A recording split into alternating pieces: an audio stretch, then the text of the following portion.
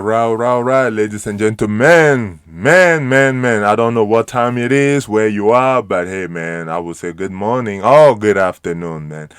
This is your host, man, Big Steph, Big Daddy Steph. If you're a woman, Big Steph, yeah, you know. Today we got some new for you, a new story. And before we can get right into it, I don't know if some of you guys recall taking philosophy in college, like whether it's at university or your last year of high school or anything like that. But in Africa, for example, it was mandatory for all of us to take philosophy right in high school, right? Because you needed to learn how to be a thinker, they said. You know what I mean? So I was just curious. In the US, do they take philosophy in high school? I don't know. But anyway, that is beside the point. So let's get into our story of the day, man. Let's go right into it because it's something a little bit spicy, you know. So this is a young lady that her boyfriend just got a green card to move to Canada.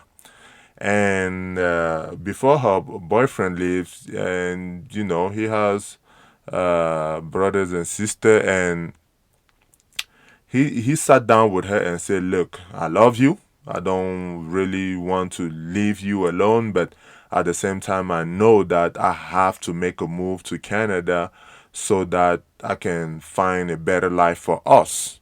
So he said, "But I really need you to do me a favor." And she said, "What is it?" By the way, she's the one that wrote us the story. So he said, I need you to get pregnant and carry my child. Like that, we will always have something that keep us together before I go. So when I go there, as soon as I get everything situated, I will bring both of you guys, you and our future child, to Canada so we can, be together and everything. And the girl says, she loved him. She loved him a lot. She has never loved a guy like she loved this guy because they are right now they are both at the university. So they are both going to school together. He got the opportunity to move to Canada where he already got a visa. And she says she really loved him, but she doesn't know what to do because what are the guarantees she may have that the boy, once he come in Canada, maybe he's not going to fall in love with another woman and forget about her and the baby. And meanwhile, she's still living with her parent at home.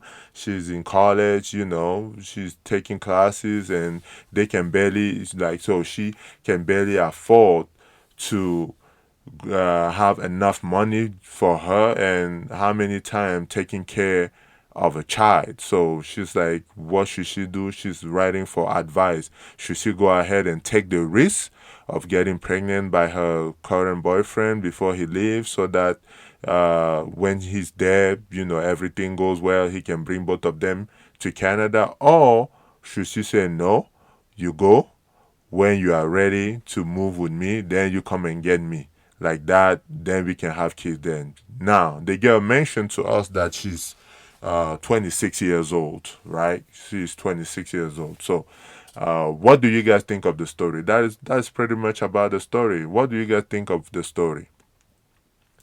Well, this is me answering now with the speaking of philosophy, because I remember, that's why I introduced the subject of philosophy in the beginning of the podcast. So, John Paul Sartre was a great philosopher, very great philosopher. So he was giving a conference in Paris regarding what is responsibilities and what is race, right? And at the end of the conference, everything was going well and everything. And then there's he do that Q&A session. You ask question and he try his best to answer. So one young man rose up and said, "Hey, great master or great thinker," he said, "Hey," he said, "I'm in a big dilemma right now." And the philosopher said, "What is your dilemma?" And he said to the philosopher, "Well, I love my country and I will do anything for my country. We are about to go to war. I love the army. I joined the army to protect my country, and there's nothing I will not do for my country.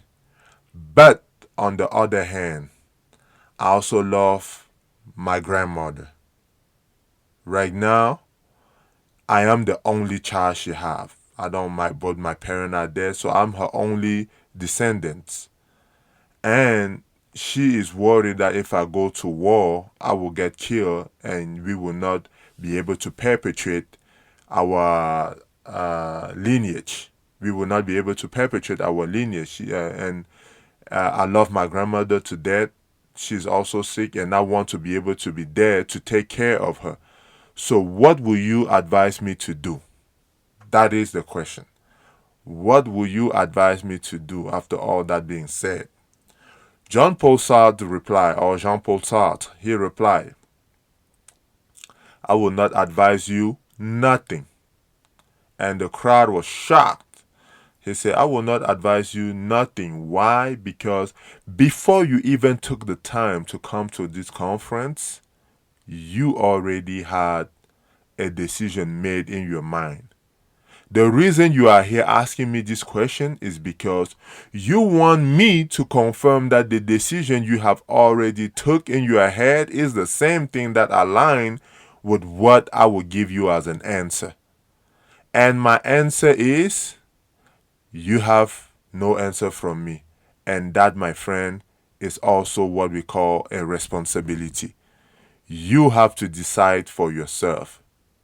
You take the pro, you take the con, and you decide for yourself. Let's bring that story back right here in this story.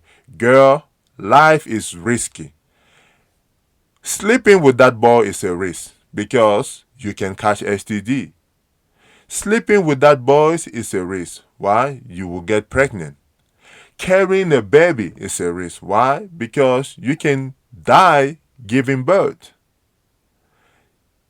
Everything you do in life is a risk. Not sleeping with that man is a risk because when you got up this morning, there's nothing guaranteed that you will be sleeping back on your bed tonight. Why? Because shit happen out there. It's also a risk. Every time you put an investment at the bank or in the stock market, there is no thing whatsoever guaranteed that tells you, oh, you'll be able to make all your money back and plus more. It's a risk. In life, my friend, we have two type of people. We have the people that like to think a lot through something because they, at least when it comes to investing, they like to think about it twice. They like to make sure they go and do all their research and everything and making sure that they will not lose money. We call them conservative people. They are more conservative when it comes to investing, right? They want to have some type of guarantee that their investment is going to lay out some fruit. Well, I'm not one of those people because there's another type of people. If the opportunity is right, they just jump. They will figure it out later. They just jump. Why? Because if the opportunity fell, well, like somebody said, well, then it fell. And you learn from it and you move on. Yeah, you crash. Probably those people, when you crash hard. Trust me, I know, you crash hard. But when you don't crash, your life change instantly. So, that being said, girl, what type of investor are you? If you want the boy to give you some type of guarantee, then bring the parent in the situation. Make your family meet his family so that there is some type of agreement. And we all know that in water, once they say agreement with water, I don't know if you know what I'm talking about. You probably know, you're African. Once they say some type of agreement, the boy will have to honor it. And even like that, there's nothing guaranteeing that he will honor it. Because just meeting your parent and everything like that doesn't guarantee that he will come back. He can come back and say, "Oh, I'm only here for my child." Well, what about you? Life is risky. There's a great thinker that said life is so risky that at the end of life there's death. You die. So, my sister, go ahead and take your risk. I personally would say you are 26 years old. You are not getting any younger, and the more you are having your period the more you are throwing away your eggs. So, I would say 26, I'm not saying that it's over for you. No, because we've seen people having kids at 35. No, that's not what I'm saying. But I'm saying start thinking, give it a serious thought. Because there's a chance that you have a kid with him, and maybe, yeah, that keep you guys together, and he goes and come back like he said and bring you there, and you guys have a better life. That's true. But there's also a chance that, yes, he doesn't come back, but at least you have your child. You're no longer thinking about it. Let me tell you what a child does for you. A child makes you become a grinder, right? Because once you figure, oh, my wife or I am pregnant and I need to provide for this child, trust me, you start hustling. You go way far beyond and above to make sure that you have something to feed that child. That is also, my friend, responsibility. Taking a risk of carrying his baby is a risk. That is the definition of risk, right? Well, I don't know what you would decide. I pray, God, that you do something that will lay out some fruit for you later on in the future. But I will say you have a decision to do or not to do, right?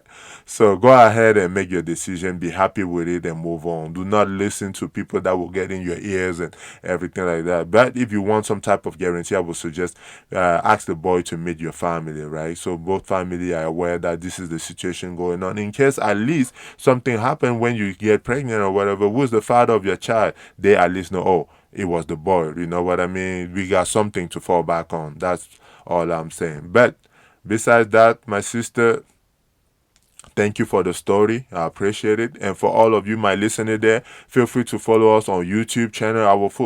Man, my YouTube channel been getting some likes lately, man. Please don't stop, man. Keep giving us some shout out. We love all our subscribers. I mean, 83 of them. I love all of them, man. Thank you for always listening. The same are always listening. So we will need now to get to 1,000 subscribers. So please go ahead and click the like button, subscribe. Nothing hurts. So that when I come back with this type of story, then you can see it. That being said, thank you again for listening. God bless. Peace.